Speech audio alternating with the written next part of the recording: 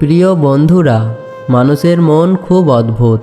আমরা অনেক সময় যা অনুভব করি তা কখনোই মুখে বলতে পারি না, কারণ বাস্তব জীবন শুধু অনুভূতি দিয়ে চলে না, চলে দায়িত্ব দিয়ে, চলে সামাজিক নিয়ম দিয়ে, চলে কি বলা উচিত আর কি বলা উচিত নয় এই সব অদৃশ্য সীমার ভেতর দিয়ে।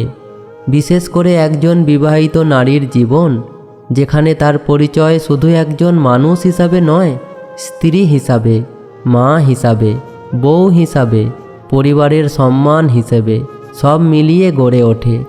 এই অবস্থায় তার মনের ভেতরে কি ঝড় বইছে, সে কাকে কিভাবে অনুভব করছে, এগুলো সে প্রকাশ করে না, কিন্তু তার আচরণ, তার নীরবতা, তার ছোট ছোট পরিবর্তন অনেক বড় সত্য বলে দেয়।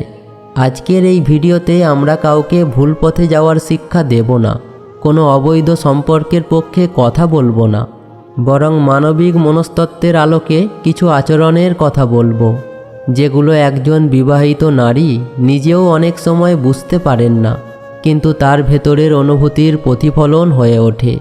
তাই ভিডিওটি শেষ পর্যন্ত মনোযোগ দিয়ে দেখুন।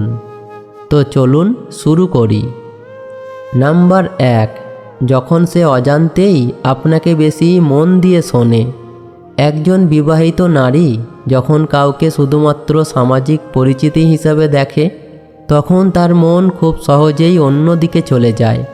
কথা বলতে বলতে ফোন দেখা, আশেপাশের দিকে তাকানো, এসব খুব স্বাভাবিক। কিন্তু যখন সে কাউকে মনে মনে বিশেষ গুরুত্ব দিতে শুরু করে, তখন তার মনোযোগ বদলে যায়। সে আপনার কথা শেষ না হওয়া পর্যন্ত শোনে, মাঝখানে কেটে দেয় না, হালকাভাবে উড়িয়ে দেয় না।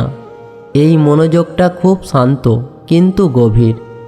আর এই মনোযোগের সাথে সাথে আসে আরেকটা জিনিস মনে রাখা। আপনি হয়তো হালকাভাবে কোনো একটা কথা বলেছিলেন, আপনার ক্লান্তি, আপনার চিন্তা, আপনার পছন্দ অপছন্দ আপনি নিজেই ভুলে গেছেন, কিন্তু সে ভুলে যায়নি। কারণ মানুষের মস্তিষ্ক যাদের সাথে আবেগী সংযোগ তৈরি হয়, তাদের কথাকে আলাদা গুরুত্ব দিয়ে জমা রাখে। এটা মনে রাখাটা অভিনয় নয়, পরিকল্পনা নয়, এটা স্বাভাবিক মানবিক প্রতিক্রিয়া। নাম্বার 2, ছোট খোঁজ নেওয়ার ভেতরে লুকানো আন্তরিকতা। একদিন হয়তো সে খুব স্বাভাবিক ভঙ্গিতে জিজ্ঞেস করলো, আজ তুমি কেমন আছো? এই প্রশ্নটার ভেতরে কোনো নাটক নেই, কোনো আবেগ দেখানোর চেষ্টা নেই, কোনো দাবি নেই, শুধু একটা সাধারণ খোঁজ। কিন্তু এই সাধারণ খোঁজটাই আসলে সবচেয়ে গভীর। কারণ মানুষ সাধারণত সবাইকে নিয়ে ভাবেও না, সবার খোঁজও রাখে না। যাদের নিয়ে তার মন ভাবে, যাদের কথা তার ভেতরে নীরবে ঘুরতে থাকে, তাদের প্রতিই এমন ছোট প্রশ্ন আসে। একজন বিবাহিত নারী যখন কাউকে মনে মনে বিশেষ গুরুত্ব দিতে শুরু করে, তখন তার ভেতরে এক ধরনের নীরব দায়িত্ববোধ তৈরি হয়। সে ভাবে, আপনি ঠিক আছেন তো? কোনো কষ্টে নেই তো? সে হয়তো সেটা বড় করে প্রকাশ করতে পারে না, কারণ তার জীবনে সীমা আছে, দায়িত্ব আছে, আর সমাজের চোখ আছে। তাই সে ভালোবাসার ভাষা প্রকাশ করে না, বরং খোঁজ নেওয়ার ভাষা ব্যবহার করে। এই খোঁজ নেওয়ার ভেতরে কোনো দাবি নেই, কিন্তু থাকে আন্তরিকতা। কোনো প্রতিশ্রুতি নেই, কিন্তু থাকে যত্ন। সে চায় আপনি ভালো থাকুন, সে চায় আপনার দিনটা একটু হালকা হোক, যদিও সে জানে এই চাওয়াটার কথা সে কখনো মুখে বলতে পারবে না। আর এই নীরব চাওয়াটাই মানসিক সংযোগের সবচেয়ে সত্যিকারের প্রমাণ হয়ে ওঠে। নাম্বার 3, মানসিক খোলামেলা ভাব, যেটা সবার জন্য নয়। একজন নারী সব মানুষের সামনে নিজের ভেতরের কথা বলে না, বিশেষ করে একজন বিবাহিত নারী যার জীবনের প্রতিটা কথার সাথে অনেক কিছু জড়িয়ে থাকে। কিন্তু যখন সে কাউকে নিরাপদ মনে করে, তখন সে ধীরে ধীরে খুলে যায়। প্রথমে দিনের কথা, তারপর মনের কথা, তারপর নিজের ভয় আর ক্লান্তি সে হয়তো বলবে, আজ আমার খুব ক্লান্ত লাগছে, মাঝে মাঝে সব কিছু ভারী মনে হয়। এই কথাগুলো ছোট মনে হলেও এই জায়গাটাই সবচেয়ে বড় ইঙ্গিত। কারণ একজন নারী তার দুর্বলতা শুধু তাদের কাছেই প্রকাশ করে, যাদের কাছে সে বিচারিত হবে না বলে বিশ্বাস করে। নাম্বার 4, আপনার মতামতের আলাদা মূল্য। এই জিনিসটা খুব গুরুত্বপূর্ণ। সে আপনার মতামত জানতে চায়, ছোট হোক বা বড়। আপনি হলে কি করতেন? আপনার কি মনে হয়? এই প্রশ্নগুলো শুধু পরামর্শ চাওয়া নয়, এটা মানসিক সংযোগের প্রতিক্রিয়া। কারণ সে আপনার চিন্তাকে নিজের অনুভূতির সাথে মিলিয়ে দেখতে চায়। আপনার কথা তার কাছে সাধারণ কথার মতো থাকে না, সে সেটাকে নিয়ে ভাবে। নাম্বার 5, দূরত্ব আর টান। এই দ্বন্দ্বটাই সবচেয়ে গভীর। এখন আসি সবচেয়ে কঠিন অংশে। হঠাৎ একদিন সে একটু দূরে সরে যায়, কথা কমায়, নিজেকে গুটিয়ে নেয়। আপনার মনে হতে পারে হয়তো আগ্রহ কমে গেছে, কিন্তু অনেক সময় এটার মানে ঠিক উল্টো। যখন একজন বিবাহিত নারী বুঝতে পারে যে তার মনে কারোর জন্য বিশেষ অনুভূতি তৈরি হচ্ছে, তখন সে ভয় পায়।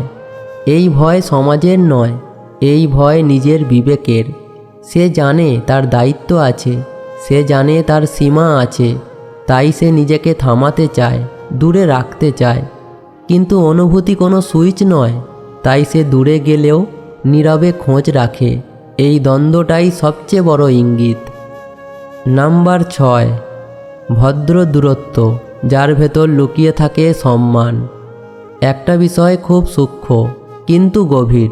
সে যখন দূরে সরে যায়, তখন সেটা হঠাৎ রুক্ষ হয়ে নয়। কথা কমে যায়, উপস্থিতি কমে যায়, কিন্তু আচরণটা বদলে যায় না। সে আপনার সাথে খারাপ ব্যবহার করে না, অপ্রয়োজনীয় কঠিন শব্দ ব্যবহার করে না। কথার ভঙ্গিতে এখনও থাকে ভদ্রতা। কারণ এই দূরত্বটা অবহেলা থেকে আসেনি, এটা এসেছে নিজের ভেতরের দ্বন্দ্ব থেকে। সে আপনাকে গুরুত্ব দেয় বলেই নিজেকে থামাতে চায়।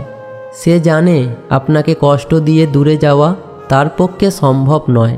এই জন্যই সে চুপ করে সরে যায়, চিৎকার করে নয়, দোষ চাপিয়ে নয়। এই নীরব সরে যাওয়াটাই বলে দেয় আপনি তার কাছে অপ্রয়োজনীয় নন, বরং গুরুত্বপূর্ণ বলেই সে সীমা মেনে চলে।